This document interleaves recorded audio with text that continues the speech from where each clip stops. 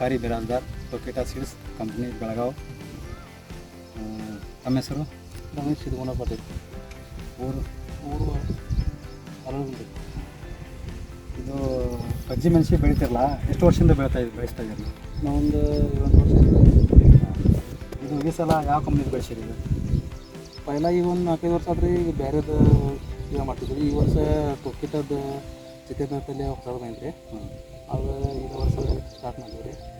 ಮತ್ತು ಈಗೇನು 4 ವರ್ಷ ಮಾಡ್ತಿದ್ರಲ್ಲ, ಅದ್ರ ಪಕ್ಷ ಇದು ಟೊಕೆಟಾ ಕಂಪ್ನಿಯಾಗ ಜಿತೇಂದ್ರದ ಚಲೋ ಇದೆ. ಏನು ಇಷ್ಟ ಆಯ್ತು ನಿಮ್ಗೆ? ಇದು ರೋಗದು ಭೀ ಅಷ್ಟು ಆತರ ಪಕ್ಕ ಕಮ್ಮಿ ಐತ್ರಿ.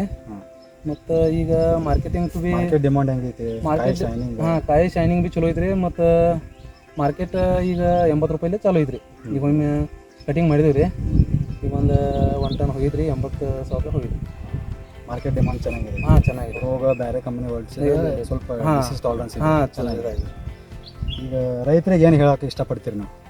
ರೈತರಿಗೆ ಈ ಟೊಕೆಟಾ ಕಂಪ್ನಿದ ಜಿತೇಂದ್ರ ಮಾಡಕ್ಕೆ ಏನು ಅಡ್ಡಿ ಅಲ್ಲ, ಚಲೋ ಇದೆ. ನಮಸ್ಕಾರ.